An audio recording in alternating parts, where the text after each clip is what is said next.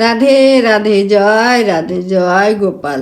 এই যে লালা রাধারানীর দর্শন করে নাও।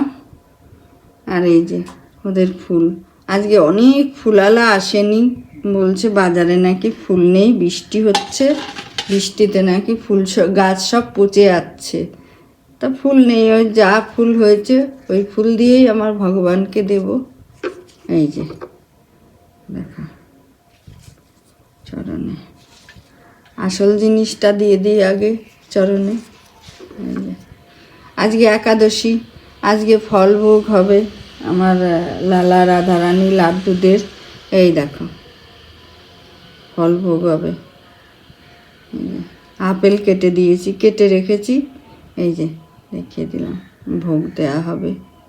আর কলা আছে, আরও আপেল আছে, বিকালেও তো দিতে হবে, বিকালেও আবার দেব।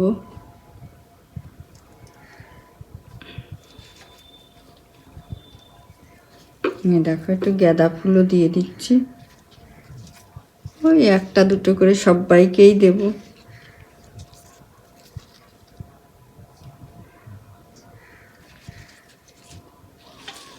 আবার এই দোপাটি দিয়েছে, দেখো দোপাটিও দিয়েছে। এই কটা কটা করে সবাইকেই নিবেদন করে দিই। তোমরা কেমন আছো? তোমরা অনেক ভালো আছো তো? অনেক ভালো থাকো, সুস্থ থাকো।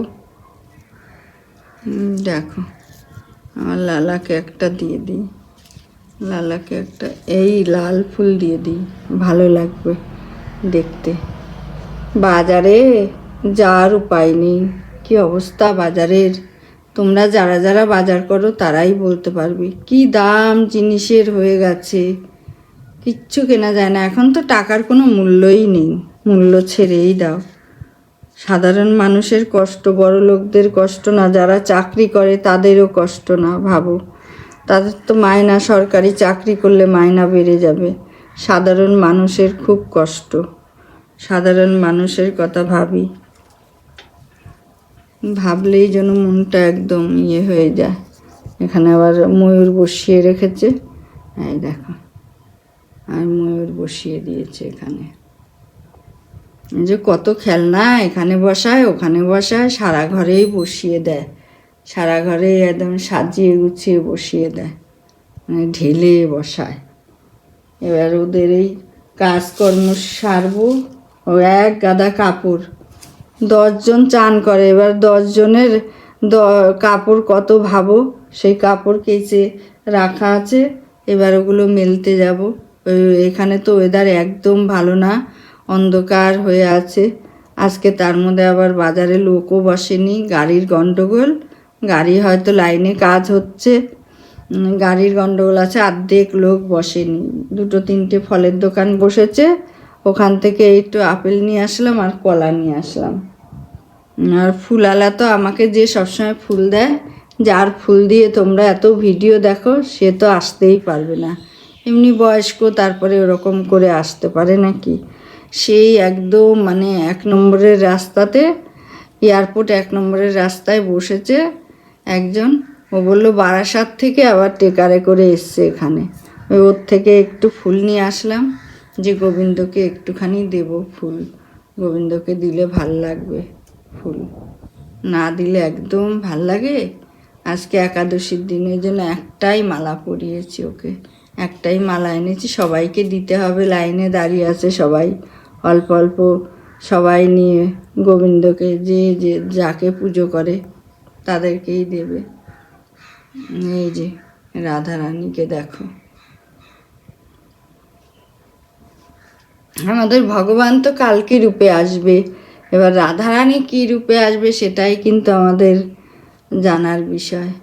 আর জানতে পারবো না কোন যুগে আসবে, সেটা তো জানি না, কত যুগ পরে আসবে।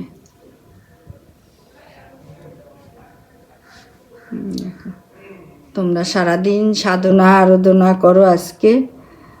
ওই নাতিকে বলি ওই চান করে একটু গীতা পাঠ করে, ও সেই বৃন্দাবন থেকে ইংলিশে গীতা মহাভারত কিনে নিয়ে এসছে, ওগুলো আবারও পরে কোথাও গেলে নিয়ে যাবে, সে পড়তে পড়তে যাবে।